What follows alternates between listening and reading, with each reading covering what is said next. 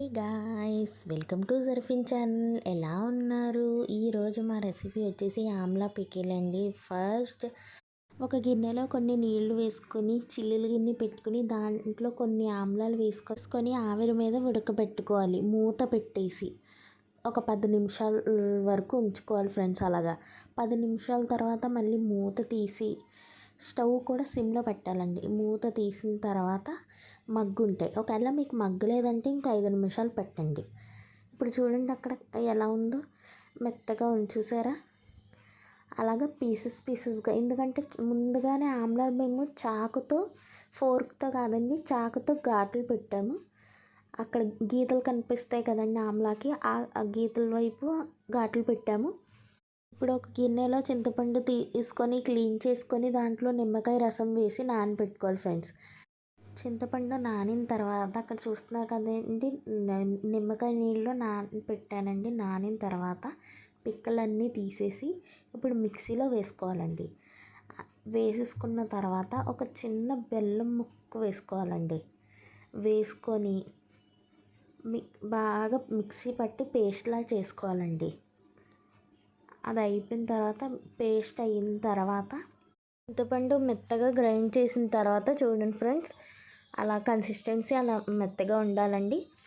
ఇప్పుడు ఇంట్లో చెప్తాను. కడాయి పెట్టుకోవాలండి. ఫస్ట్ కడాయి పెట్టుకొని కడాయి లేదంటే ఏదైనా పెట్టుకొని ఆయిల్ వేసుకొని స్టార్టింగ్ స్టవ్ కొంచెం ఫుల్లో పెట్టుకోండి, ఎందుకంటే మరి నూనె గుమ్మని వేడవ్వాలి కదా. ఇప్పుడు ఆ కప్పు చూపిస్తున్నాను కదండి, ఆ కప్పుతో 2 కప్పులు వచ్చినాయండి ఆమ్లాలు. గింజలు తీసేసిన ఆమ్లాలండి. 2 కప్పులు చిన్నగా పీసెస్ చేసి వేసుకున్నాం, చూసారు కదండి ఇక్కడ. ఇందులో 1/2 కప్పు సాల్ట్ వేసుకోండి. వేసి బాగా కలపాలి. నేను మధ్య మధ్యలో వీడియోస్ ఆపేస్తూ ఉంటాను గైస్, ఎందుకంటే నాకు వర్క్స్ ఉంటాయి. నేను డిగ్రీ చదువుతున్నాను, అందుకే నాకు కుదరదు. ఎప్పుడైనా వర్క్స్ ఉన్నప్పుడు, నాకు ప్రాజెక్ట్స్ వర్క్ ఉన్నప్పుడు చేసుకుంటూ ఉంటాను. అందుకే నేను అప్పుడప్పుడు కొన్ని రోజుల వరకు వీడియోస్ పెడుతూ ఉండను, అందుకే గ్యాప్ వచ్చేస్తూ ఉంటుంది వీడియోస్కి. సో ఇప్పుడు 1 కప్పు మిర్చి పౌడర్ యాడ్ చేసుకోవాలండి ఆ పికిల్లో. చేసుకున్న తర్వాత నానబెట్టుకొని పేస్ట్ చేసుకున్న చింతపండు ఉంది కదండి, అది బాగా వేసి కలుపుకోవాలండి. కలిపిన తర్వాత కొంచెం ఆవు పిండి, కొంచెం మెంతుల పౌడర్ వేసి బాగా కలపండి.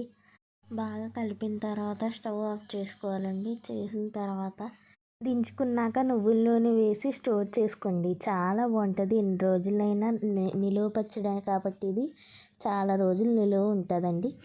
ఇక్కడ నూనె చూసారా పైకి వచ్చింది, అది చూపిస్తాను. ఇప్పుడు పచ్చడి రెడీ అయిపోయినట్టే అండి. స్టవ్ ఆఫ్ చేసి చల్లారిన తర్వాత బాక్స్లో వేసుకోవాలండి. మీ దగ్గర ఒక జాడి ఉంటే జాడీలో వేసుకోవచ్చు, లేదు అనుకుంటే ఇలా గాజు బాక్స్లో వేసుకోవచ్చండి. ప్లాస్టిక్లో వేయకూడదు అంటారు, మరి ఇది 3 డేస్ తర్వాత మగ్గుతుందండి. చాలా బాగుంటుంది. మా ఇంటి దగ్గర ఆంటీ వాళ్ళకి ఇస్తే అయితే వాళ్ళు తిని చాలా బాగుంది, ఇంకా 3 డేస్ అయిన తర్వాత చాలా బాగుంటుంది అన్నారు. చాలా బాగుందన్నారు. సో మీరు డెఫినెట్గా ట్రై చేయండి గైస్. నాకైతే చాలా బాగా నచ్చింది, మా ఇంట్లో వాళ్ళు కూడా. మీరు డెఫినెట్గా ట్రై చేయండి, ఇలాగే సపోర్ట్ చేయండి గైస్. Bye guys.